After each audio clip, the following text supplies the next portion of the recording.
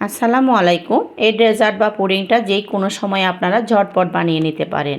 আমি ঈদের দিন সকালে এই লাচ্চা সেমাইকে রান্না না করে একটু ভিন্ন রকমের সেমাইয়ের ডেজার্ট বা পুডিং তৈরি করেছি। বাসার সবাই খেয়ে অনেক প্রশংসা করেছে আর খেতেও অসম্ভব মজা।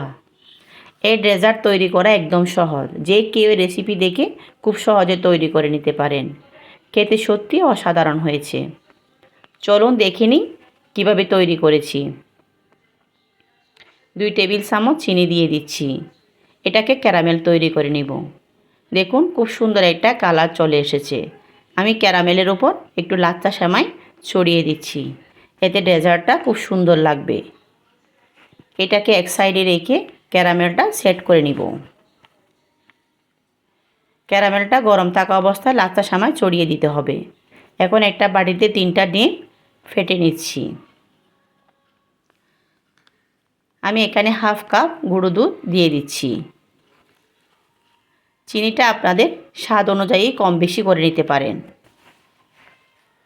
আমি হাফ কাপ চিনি দিয়ে দিচ্ছি। স্বাদ মতো লবণ আর 1 চা চামচ ভ্যানিলা এসেন্স দিয়ে দিচ্ছি। সাথে দিচ্ছি সিদ্ধ করে ঠান্ডা করে নেওয়া 2 কাপ তরল দুধ।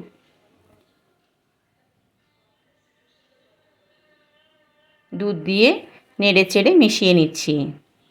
দুধটা গরম থাকা যাবে না, আমি ঠান্ডা করে দিয়েছি। আপনারা চাইলে এই অবস্থায় ছেঁকে নিতে পারেন। আমি ব্লেন্ড করে নিয়েছি। এবার ক্যারামেলের উপর দিয়ে দিচ্ছি।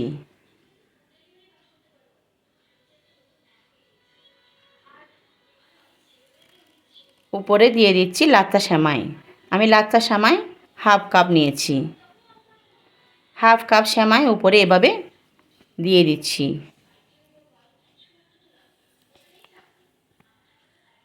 কিছুক্ষণ পর এই সেমাই নিচের দিকে পড়ে যাবে, তারপরও একটু নেড়ে দিচ্ছি।